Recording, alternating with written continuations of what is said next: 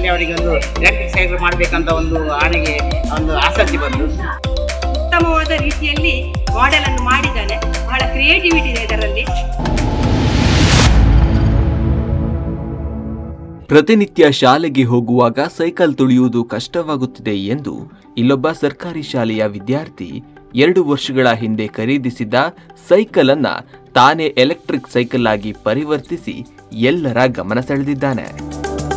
ದಕ್ಷಿಣ ಕನ್ನಡ ಜಿಲ್ಲೆಯ ಬಂಟ್ವಾಳ ತಾಲೂಕಿನ ಮಾಣಿಯ ಕೇದಿಲ ಗ್ರಾಮದ ಗುಡ್ಡಕೋಡಿ ನಿವಾಸಿ ಲಿಂಗಪ್ಪ ನಾಯ್ಕ ಆಶಾ ದಂಪತಿಗಳ ಪುತ್ರ 9ನೇ ತರಗತಿ ವಿದ್ಯಾರ್ಥಿ ಮೋಕ್ಷಿತ್ ನಾಯ್ಕ್ ಈ ಸಾಧನೆ ಮಾಡಿರುವ ವಿದ್ಯಾರ್ಥಿ.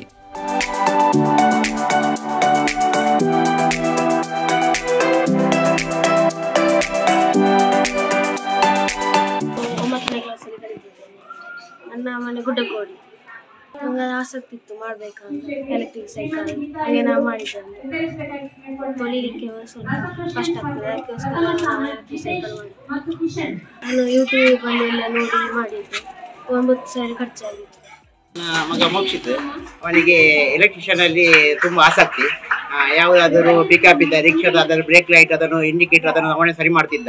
ಅದಷ್ಟರಲ್ಲಿ ಅವನಿಗೆ ಒಂದು ಎಲೆಕ್ಟ್ರಿಕ್ ಸೈಕಲ್ ಮಾಡಬೇಕಂತ ಒಂದು ಆನೆಗೆ ಒಂದು ಆಸಕ್ತಿ ಬಂದು ಅದಕ್ಕೆ ಬೇಕಾದ ಸಾಮಾನಿಗೆ ನಾವು ಪ್ರೋತ್ಸಾಹವನ್ನು ಕೊಟ್ಟೆವರಿಗೆ. ಅದಕ್ಕೆ ಬೇಕಾದ ಸಾಮಗ್ರಿಗಳನ್ನು ಅವನು ಆನ್ಲೈನಲ್ಲಿ ತರಿಸಿದ್ದ. ಆದ್ದರಿಂದ ಅದನ್ನು ತಂದು ಅದಕ್ಕೆ ಬೇಕಾಗುವ ಹಾಗೆ ಫಿಟ್ಟಿಂಗ್ ಮಾಡಿ, ಅದಕ್ಕೆ ಬೇಕಾಗುವ ಮೋಟ್ರ್, ಅದಕ್ಕೆ ಪವರ್ ಬ್ಯಾಕ್, ಬ್ರೇಕ್, ಎಕ್ಸಲೇಟರ್ ಅದನ್ನೆಲ್ಲ ರೆಡಿ ಮಾಡಿ ಎಲೆಕ್ಟ್ರಿಷಿಯನ್ ಸ್ಕೂಟರ್ನಾಗೆ ಎಕ್ಸಲೇಟರ್ ಕೊಟ್ಟಾಗ ಮಾತ್ರ ಹೋಗುವುದು ಅದು. ಮತ್ತೆ ಅದರಲ್ಲಿ ಚಾರ್ಜಿಗೆ ಇಡುವಂಥ ವ್ಯವಸ್ಥೆ ಸಹ ಇದೆ ಬ್ಯಾಟ್ರಿಯಲ್ಲಿ. ಆಗಿರುವಾಗ ಅವನು ಅದಕ್ಕೆ ನಾವು ತುಂಬಾ ಪ್ರೋತ್ಸಾಹ ಮಾಡಿದೆವು. ಈಗ ನಮ್ಮ ಶಾಲೆಯಲ್ಲಿ ಇನ್ನೊಂದು ಪ್ರತಿಭೆ ಇನ್ನು ಮುಂದಿನ ದಿನಗಳಲ್ಲಿ ಉನ್ನತ ಹಂತದ ಒಂದು ಮಾದರಿಗಳನ್ನು ಮಾಡಬಹುದು ಎಂಬುದು ಅವನ ಮಾದರಿಯನ್ನು ನನಗೆ ನೋಡುವಾಗ ಒಂದು ಗಮನಕ್ಕೆ ಬಂತು. ಉತ್ತಮವಾದ ರೀತಿಯಲ್ಲಿ ಮಾಡೆಲ್ ಅನ್ನು ಮಾಡಿದ್ದಾನೆ. ಬಹಳ ಕ್ರಿಯೇಟಿವಿಟಿ ಇದೆ ಇದರಲ್ಲಿ.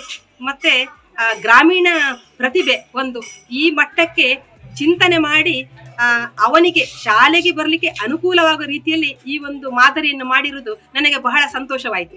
ಮತ್ತೆ ಇನ್ನೊಂದು ಏನಂತಂದ್ರೆ, ಬಹಳ ಖರ್ಚಿಲ್ಲ, ಸಾಧಾರಣ ಖರ್ಚಿನಲ್ಲಿ ಒಂದು ಸಮಾಜಕ್ಕೂ ಇದನ್ನು ಕೊಡುಗೆಯಾಗಿ ಕೊಡಬಹುದು ಈ ಮಾದರಿಯನ್ನು ಅಂತ ನಾನು ಕಂಡುಕೊಂಡೆ.